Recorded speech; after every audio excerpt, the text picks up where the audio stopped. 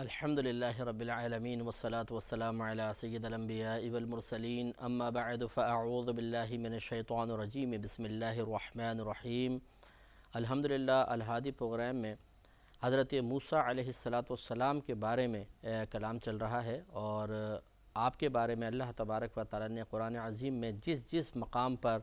اور جو باتیں بیان کی ہیں حتی الامکان ہم کوشش کر رہے ہیں کہ ان پر ہم گفتگو کریں۔ اس طریقے سے موسیٰ علیہ السلام کے بارے میں قرآن میں کیا کہا گیا ہے اور آپ کے کون سے واقعات بیان کیے گئے ہیں، اگر آپ یہ تمام ایپیسوڈ دیکھیں گے تو انشاءاللہ عز و جل آپ ان تمام باتوں پر مطلع ہو جائیں گے کہ موسیٰ علیہ السلام کے بچپن سے لے کر اور تبلیغ دین تک اللہ تبارک و تعالی نے آپ کے بارے میں کیا باتیں ارشاد فرمائیں۔ لہٰذا ہماری فی الحال بات یہ چل رہی ہے کہ موسیٰ علیہ السلام غرق فرعون کے بعد، کہ اس پر بھی ہم کلام کریں گے، وہ اگلی آیات میں آئے گا اگلے سپاروں میں، تو فرعون کے غرق ہو جانے کے بعد موسیٰ علیہ السلام اپنی قوم کے ساتھ ایک مقام پر جلوہ افروز ہوئے، اور پھر اللہ تبارک و تعالیٰ کی طرف سے حکم ہوا کہ آپ 40 راتوں کے لیے وہاں اللہ تعالیٰ کے یعنی کوہ طور پر تشریف لے آئیں، جس کو ہم اللہ کے پاس جانا کہہ لیں کہ عرف عام کے اعتبار سے، کہ آپ ہمارے پاس آئیں، 40 راتیں یہاں پہ ریاضتیں کریں تو ہم آپ کو توریت عطا فرمائیں گے۔ موسیٰ علیہ السلام وہاں تشریف لے گئے، اور پیچھے سامری نے لوگوں کو بہکا کر ایک بچھڑا بنایا، سونے کا بچھڑا بنایا، اور اس کی لوگوں نے عبادت شروع کی اور مرتد ہوئے۔ اس واقعے کو سورہ بقرہ کے اندر بھی بیان کیا گیا، جس کی ہم وضاحت کر چکے ہیں، اور اب اس واقعے کو اللہ تبارک و تعالی نے سورۃ الاعراف میں بھی ذکر کیا، تو اس کی آیت نمبر 141، 42، 43 اور 44 فی الحال میں نے عرض کی تھی، اور اس پر ہم نے کہا تھا پہلے ہم کلام کریں گے اور پھر وہ اس واقعے کو پورا کریں گے۔ تو بات ہماری یہ چل رہی تھی کہ اللہ تبارک و تعالی نے موسیٰ علیہ السلام کو 40 راتوں کے لیے بلایا، اس کا اللہ نے شروع میں ذکر فرمایا، تو اس پر ہم کلام کرتے ہوئے آپ کو عرض کر رہے تھے کہ اگر آپ کوئی وظیفہ اختیار کریں اور اس کی کوئی تعداد پہلے سے مخصوص نہ ہو تو 40 کا عدد بہت ہی اچھا ہوتا ہے۔ 40 دن تک اگر کریں تو اللہ کی رحمت سے امید ہے کہ نتیجے اچھے نکلیں گے۔ لیکن جیسے کہ اب اس پر ہم تقدیر کے مسئلے پہ تھوڑا سا کلام شروع ہو گیا تھا کہ ایسا نہیں ہے کہ ہم کسی بھی قسم کی تدبیر اختیار کریں، یا اکابرین نے کسی چیز کی کوئی فضیلت ذکر کی ہے کہ اگر اتنے دن کرو گے تو یہ چیز پالو گے، اتنے دن تک یہ وظیفہ کرو گے اور پھر دعا کرو گے تو قبول ہو جائے گی۔ اس قسم کی باتیں ضرور لکھی ہوتی ہیں، جو ان کے تجربات میں آتی ہیں وہ اس کو ذکر کر دیتے ہیں، لیکن ہر ایک کے لیے ویسا ہی رزلٹ نکلے گا جیسا انہوں نے لکھا ایسا نہیں ہوتا ہے۔ اللہ تبارک و تعالیٰ کا ارادہ اس کی صفت ہے، اور جس طرح اللہ کی ذات قدیم اور ازلی ہے، ایسے ہی اس کی تمام صفات بھی قدیم اور ازلی ہیں۔ گویا کہ مخلوق کے بارے میں اللہ تبارک و تعالی نے جو ارادہ فرمانا تھا وہ ازل سے ہی ہے۔ ایسا نہیں ہے کہ اس کے ارادے بدل جاتے ہیں، بلکہ اس کا علم بھی وسیع ہے، اس کے ارادے بھی یعنی علم بھی قدیم ہے، ارادے بھی قدیم ہے۔ تو ایک چیز مجھے ملے گی یا نہیں ملے گی، اس کا فیصلہ اللہ تبارک و تعالی کی طرف سے ہو چکا ہے، اللہ تعالیٰ اس کا ارادہ فرما چکا ہے، اب میری کوشش اس کو بدل نہیں سکتی۔ تو ہمارا یہی کلام چل رہا تھا کہ جب کوشش اسے بدل نہیں سکتی تو کوشش کرنے کا فائدہ کیا ہے؟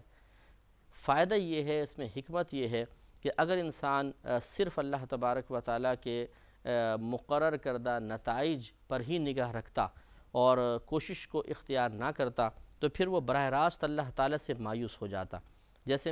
ہم مثال دے رہے تھے کہ اللہ تبارک و تعالیٰ نے بالفرض میرے لیے ارادہ کیا ہے کہ مجھے 1 مہینے بعد نوکری ملے گی، مثال کے طور پہ نوکری نہیں ہے، اب مجھے نہیں پتہ، اور یقینی سی بات ہے نہیں پتہ، اب میں کوئی طریقہ بھی اختیار نہیں کرتا ہوں بلکہ بیٹھا ہوا ہوں کہ ٹھیک ہے جب ہوگا اللہ تبارک و تعالیٰ مجھے نوکری دلوا دے گا۔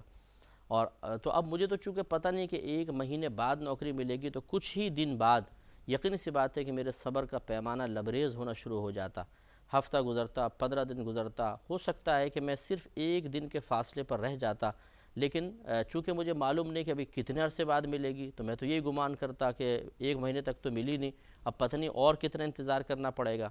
تو اب یقینی سی بات ہے کہ اگر خدا نخواستہ میں مایوس ہوتا، یا بے قراری میرے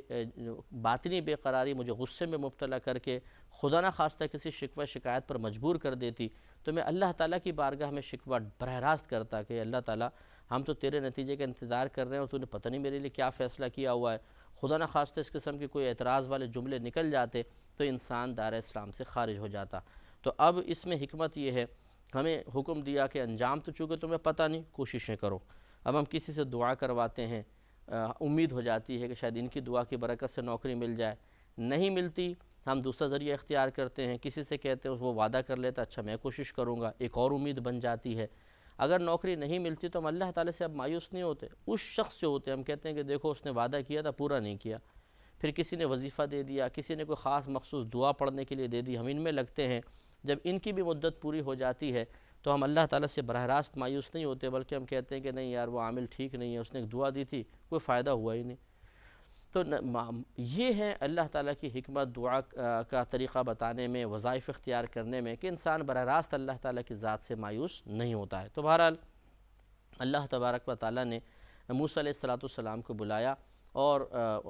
40 راتوں کا وعدہ فرمایا کہ اگر آپ 40 رات یہاں ریاضت فرمائیں گے تو پھر آپ کو اس کے جواب میں توریت عطا کی جائے گی۔ تو یہ نہیں ہے کہ 40 راتوں کی ریاضت کا بدلہ توریت کی شکل میں ملا ہے، بلکہ وہی جیسے ہم نے آپ کو بتایا کہ اس کا تو ارادہ ازلی ہے،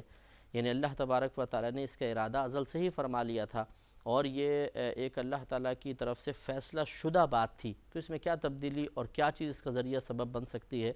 یہ ایک ظاہری سبب بظاہر لگتا ہے، لیکن حقیقتاً اللہ کا فیصلہ تھا۔ تو موسیٰ علیہ السلام اللہ تعالیٰ کی بارگاہ میں جانے لگے تو اپنی قوم میں حضرت ہارون علیہ السلام کو خلیفہ مقرر کیا، جیسے ہم نے آیت پڑھی تھی وَقَالَ مُوسَىٰ لِأَخِيهِ هَارُونَ اخْلُفْنِي فِي قَوْمِي۔ آپ نے فرمایا اپنے بھائی ہارون سے کہ تم خلیفہ بن جاؤ میری قوم میں، آپ میرے خلیفہ بن جائیں میری قوم میں۔ خلیفہ کا مطلب یہ ہوتا ہے کہ اپنا نائب مقرر کرنا، اپنے کام کسی کے سپرد کر دینا، اپنی ذمہ داریاں وقتی طور پہ کسی کے حوالے کر دینا، اس کو کہتے ہیں خلیفہ بنانا۔ تو آپ نے ان کو اپنا نائب بنا دیا، اور پھر فرمایا کہ وَأَصْلِحْ، اور آپ اس قوم کے معاملے کی اصلاح فرماتے رہیے گا، وَلَا تَتَّبِعْ سَبِيلَ الْمُفْسِدِينَ، اور فساد پھیلانے والوں کے راستے کی پیروی مت کیجیے گا، ان کے راستے کے پیچھے مت چلنا شروع کر دیجیے گا۔ اب دیکھیں یہ ایک بھائی ہیں، حضرت موسیٰ علیہ السلام نبی ہیں، ہارون علیہ السلام بھی نبی ہیں، اور آپ اپنے بھائی کو ایک تلقین کر کے پھر اللہ تعالیٰ کی بارگاہ میں جا رہے ہیں۔ تو یہ تلقین بڑی مطلب قابل توجہ ہے۔ پہلی بات تو یہ کہ جب انسان کسی سفر پر جائے تو اسے چاہیے کہ اپنا کسی کو نائب اور خلیفہ بنا دے، یہ ایک بہترین چیز ہے۔ کہ ویسے تو ہمارے ہاں انڈرسٹوڈ ہوتا ہے کہ جیسے اگر شوہر جا رہا ہے تو والدہ یعنی بیوی جو اس کی ہیں وہ گھر کا تمام انتظام دیکھتی ہیں اور سنبھالتی ہیں اور انہی کا سب کہنا مانتے ہیں۔ اسی طرح کوئی بڑا بوڑھا ہوتا ہے گھر کے اندر، والدہ ہیں، والد ہیں، دادا دادی ہیں، ان میں سے کوئی ایک گھر کی کمانڈ گویا کہ سنبھال لیتا ہے۔ لیکن بالفرض ہم ایک فرض کر لیتے ہیں کہ ایک شخص کی زوجہ کا انتقال ہو گیا ہے اور اس کے کچھ بچے ہیں گھر میں، تو اب بہتر یہ ہے کہ وہ کسی ایک کو ان سب کا امیر مقرر کر کے جائے، کہ یہ انبیاء علیہ السلام کا بہترین طریقہ تھا، جیسے کہ اس آیت سے ثابت ہوا کہ کسی ایک کو ذمہ داری دے دیں، چاہے وہ بڑا بھائی ہو تو چلے، عموماً ایسے ہوتا ہے بڑے بھائی سنبھال لیتے ہیں، لیکن ضروری نہیں ہے، اگر وہ چاہیں تو جو گھر میں سب سے سمجھدار ہو، ذہین ہو کہ بھئی یہ میری جگہ میرے نائب ہیں، آپ کو ان سب کی اس کی اطاعت کرنی ہوگی۔ لیکن یہ اس صورت میں بہتر ہے کہ جب بچوں کے اندر باہم حسد کا مادہ پیدا ہونے کا اندیشہ نہ ہو، کہ بعض اوقات ایسا ہوتا ہے کہ کسی ایک کو ہم فوقیت دے رہے ہوتے ہیں تو دوسرے گھر والے جو ہیں یا دوسرے بچے جو ہیں وہ اس سے تھوڑا سا کھنچ جاتے ہیں، تو ایسا نہیں ہونا چاہیے۔ تو بہرحال ایک نائب اور خلیفہ مقرر کرنا بہتر ہے۔ اسی طریقے سے آپ اگر کسی تنظیم سے تعلق رکھتے ہیں، جیسے دینی تنظیمیں ہوتی ہیں، دینی کام ہوتے ہیں، کوئی آستانہ ہوتا ہے، آپ کہیں سفر پہ جا رہے ہیں، کسی کو نائب بنا دیا، یہ تو اپنے ایک نائب اور خلیفہ مقرر کرنا یہ انبیاء علیہ السلام کا طریقہ رہا ہے۔ اور پھر آپ نے فرمایا وَأَصْلِحْ، اور تم ان کے معاملے کی اصلاح کرتے رہنا۔ معلوم یہ ہوا کہ اصلاح کا ارادہ رکھنا یہ انبیاء علیہ السلام کا طریقہ رہا ہے، کہ قوم کی اصلاح، جو اپنے متبع ہیں ان کی اصلاح کا اہتمام ہمیشہ ہونا چاہیے۔ اب یہ بھی ہمارے ہاں بڑا فقدان ہے کہ اب مثلا ہر جو طبقہ اوپر والا طبقہ ہے، جس کے کچھ لوگ ماتحت ہیں، وہ اپنے ماتحت کے امور کی اصلاح کا فریضہ اس طریقے سے سر انجام نہیں دے رہا جیسے دینا چاہیے۔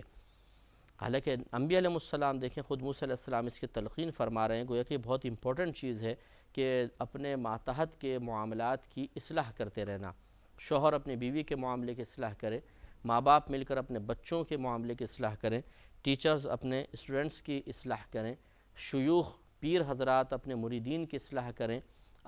علماء اور فقہا یہ اپنے سے وابستہ عوام کی اصلاح کا سامان کرتے رہیں، یہ بہت ضروری چیز ہے۔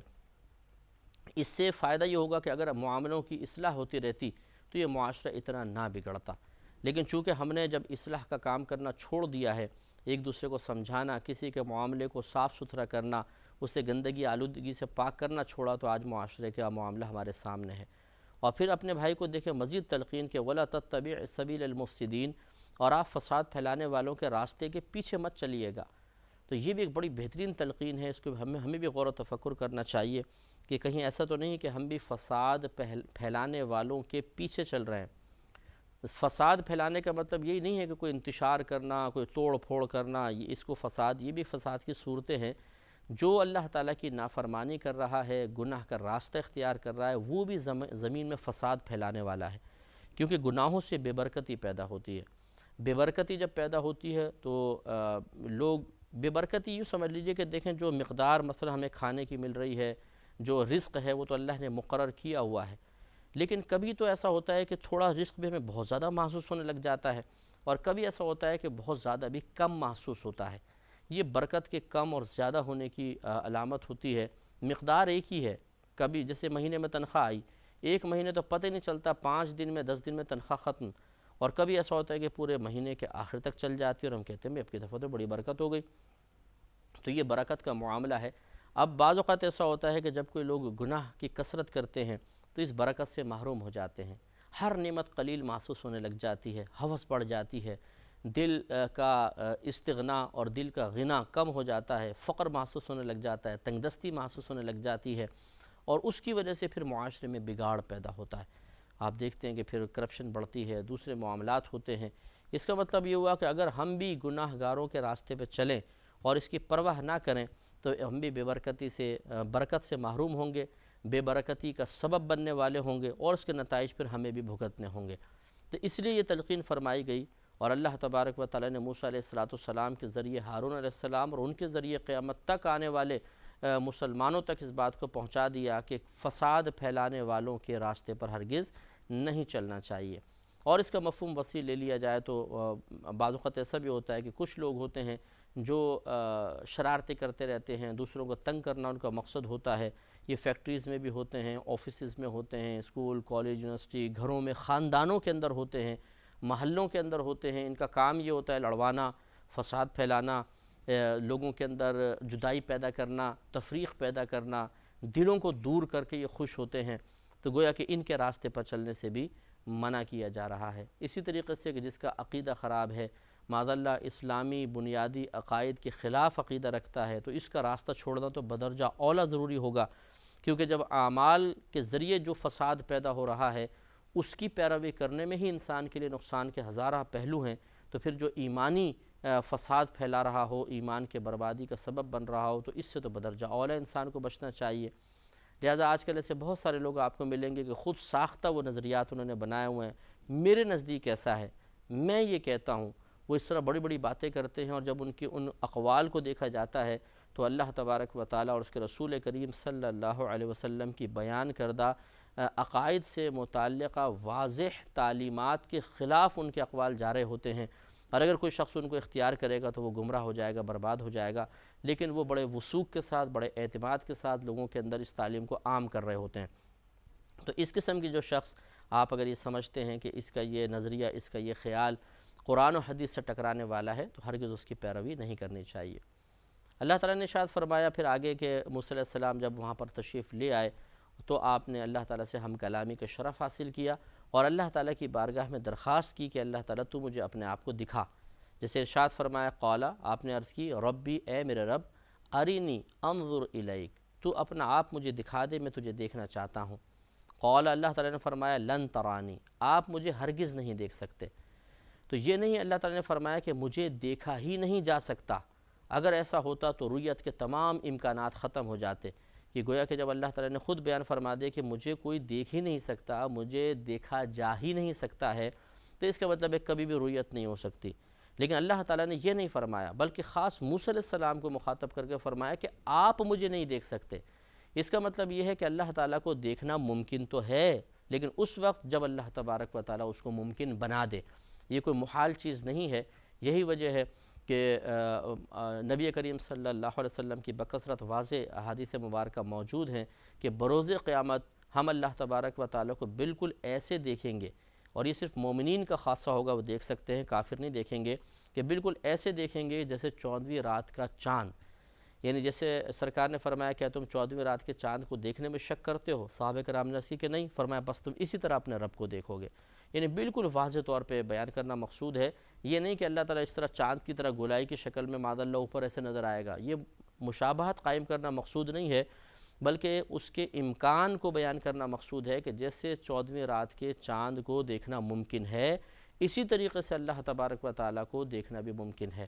تو حقیقتاً یوں کہنا چاہیے کہ ہم اللہ کو نہیں دیکھیں گے، اللہ تعالیٰ اپنا آپ ہمیں دکھائے گا، اور جب وہ دکھانے پر قدرت رکھتا ہے، بالکل یہ تحت قدرت ہے کیونکہ حدیثوں میں آ گیا، تو بالکل پھر ہم اس کو دیکھیں گے۔ اس لیے اللہ تبارک و تعالیٰ نے یہاں پر ایسا جملہ ارشاد نہیں فرمایا، مفسرین نہیں فرماتے ہیں، صاحب جلالین نے بھی اس کی نشاندہی فرمائی کہ اللہ تعالیٰ نے یہ نہیں فرمایا کہ مجھے نہیں دیکھا جا سکتا، بلکہ فرمایا آپ نہیں دیکھ سکتے ہیں۔ اس کا مطلب یہ ہے کہ دنیا میں رہتے ہوئے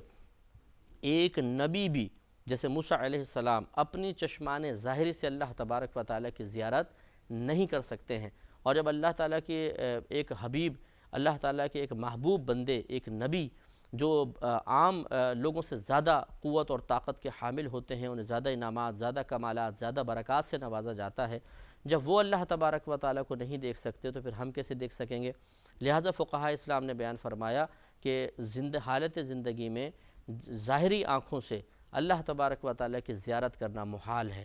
جو اس کا دعویٰ کرے گا وہ دائرہ اسلام سے خارج ہوگا، یعنی یہ کفر تک پہنچ جائے گی، کیونکہ جو وہ دعویٰ کرے گا میں نے اللہ کو دیکھا، تو اس کا مطلب اس نے کسی اور کو اللہ سمجھا ہے اور اس کو رب قرار دے رہا ہے، اور یہ کفر ہو جائے گا۔ اس لیے